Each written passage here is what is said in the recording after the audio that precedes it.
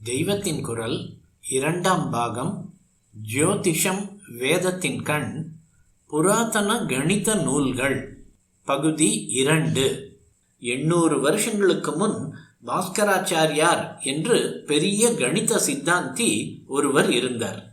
நமக்கு என்னதான் கெட்டிக்காரத்தனம் இருந்தாலும் பகவத் சங்கல்பத்தை மாற்ற முடியாது என்பதற்கு திருஷ்டாந்தமாக அவர் வாழ்க்கையில் ஒன்று நடந்தது. அவருடைய பெண்ணுக்கு லீலாவதி என்று பெயர். ஜாதகப்படி அவளுக்கு ரொம்பவும் மாங்கல்ய தோஷம் இருப்பதை ஜோதிஷ புலியான பாஸ்கராச்சாரியார் அறிந்திருந்தார். ஆனாலும் தமது கெட்டிக்காரத்தனத்தினால் சகல கிரகங்களும் தீர்க்க சௌமங்கல்யத்தை தரும்படியான ஒரு லக்னத்தை கண்டுபிடித்து அதிலே புத்திரிக்கு விவாகம் செய்துவிட்டால் அவள் தீர்க்க சுமங்கலியாக இருக்க செய்துவிடலாம் என்று நினைத்தார். அந்த மாதிரியான கிரக சேர்க்கை உடைய ஒரு லக்னத்தில் லீலாவதிக்கு கல்யாண முகூர்த்தம் வைத்தும் விட்டார். அந்த காலத்தில் இப்போது போல் கடிகாரம் கிடையாது. வாஸ்தவத்தில் அக்காலத்தில் இருந்ததுதான் அசல் கடிகா. கடம், கடிகா, கடிகை என்பதெல்லாம் பானை மாதிரியான தீர்த்த பாத்திரத்தை குறிக்கும். இப்படிப்பட்ட ஜல பாத்திரமே பூர்வ காலத்திய கடிகா அல்லது கடிகாரம். அதிலே மேல் பாகம் கீழ்பாகம் என்று பிரிந்திருக்கும். மேல் பாகத்தில் விட்ட ஜலம் ஒரு துவாரம் வழியாக கீழ்பாகத்தில் துளி துளியாக விழும். மருந்து பாட்டிலில் டோஸ் மார்க் பண்ணி இருக்கிற மாதிரி கீழ்பாகத்தில் அளவு கோடுகள் போட்டிருக்கும். துளி துளியாய் விழும் ஜலம் இன்ன கோடு வரை வந்தால் இத்தனை நாழிகை என்று கணக்கு பண்ணி விடுவார்கள். அதில் உள்ள டோஸ் மார்க் ஒரு நாளில் 60 ஒரு பங்காகும். நாழிகை என்று தமிழில் சொல்லப்படும் இந்த கால அளவுக்கு சம்ஸ்கிருதத்தில் நாடிகா என்பதோடு கடிகா என்றே இன்னொரு பெயர் உண்டு. அது 24 நிமிஷம் கொண்டது. வாட்டர் கிளாக், வாட்டர் கிளாஸ் என்று இங்கிலீஷிலும் சொல்வார்கள். ஜலம் சீதோஷ்ணத்தை பொறுத்து எவாபரேட் ஆவதால், ஆவியாவதால் இதில் ஏதாவது கணக்கு தப்பு வரும் என்று ஜலத்துளிக்கு பதில் எவாபரேட் ஆகாத மண் துகள் விழுகிற மாதிரி செய்யும் கடிகாரத்துக்கு அவர் கிளாஸ் என்று பெயர். அந்நாள் வழக்கப்படி லீலாவதி விளையாட்டு பெண்ணாக இருந்த சின்ன வயசிலேயே கல்யாணம் நிச்சயித்திருந்தது. அந்த குழந்தை மேலே சொன்ன மாதிரியான ஜல கடிகாரத்திடம் வந்து குனிந்து பார்த்து ஏதோ சேஷ்டை பண்ணிற்று. அப்போது அதன் மூக்குத்தியில் இருந்து ஒரு சின்ன முத்து கடிகாரத்துக்குள் விழுந்து மேல் பாகத்துக்கும் கீழ்பாகத்துக்கும் நடுவேயுள்ள துவாரத்தில் மாட்டிக்கொண்டு விட்டது. இதனால் விழுகிற துளி சின்னதாகிவிடும் அல்லவா? இப்படி இருக்க வேண்டியதை விட சின்னதான துளிகளாக விழுந்து முகூர்த்த லக்ன கோட்டுக்கு ஜலம் வந்த போது வாஸ்தவத்தில் அந்த சுப நேரம் தப்பி அடுத்த லக்னம் வந்து விட்டது. அது கெட்ட லக்னம். அந்த லக்னத்தில் விவாகமானதால் லீலாவதி ஜாதகப்படியே ரொம்பவும் பிஞ்சு வயசில் பதியை இழந்து விட்டாள்.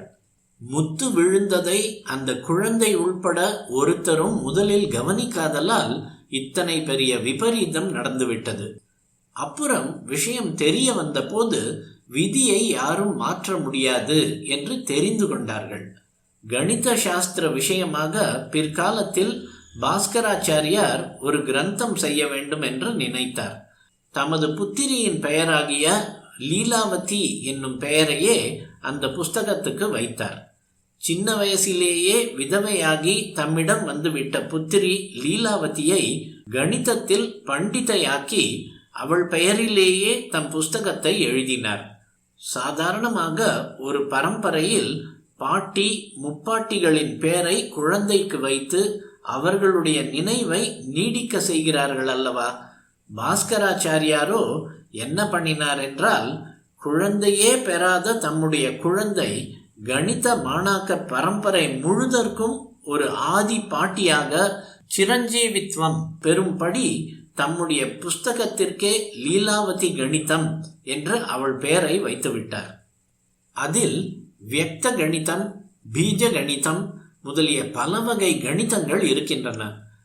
லீலாவதி கணக்குகள் கதை மாதிரியும் விடுகதை மாதிரியும் கவிதை மாதிரியும் சுவாரஸ்யமாக இருக்கும்.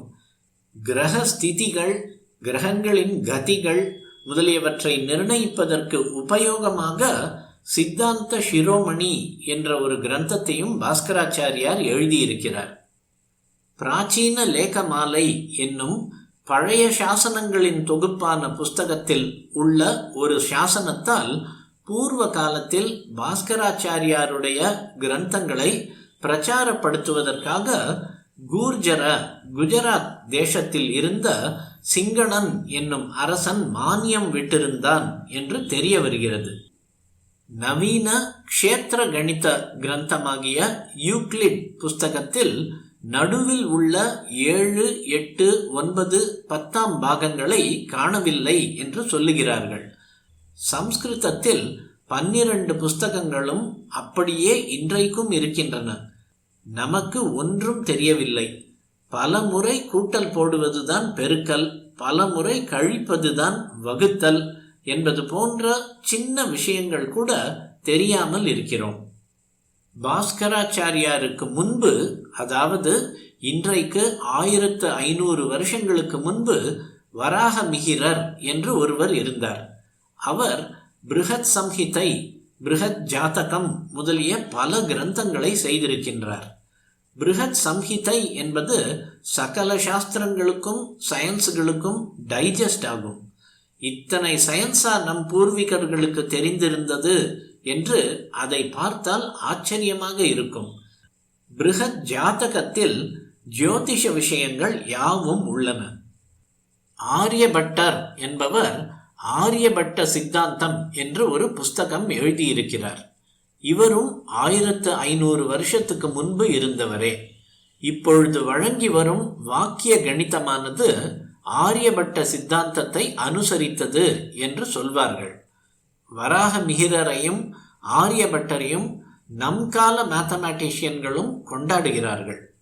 இவ்வளவு கணித சாஸ்திரங்களும் நட்சத்திரங்கள், 9 கிரகங்கள் என்பவைகளின் கதியை பற்றியும் ஸ்திதியை பற்றியும் சொல்லுபவைகள்.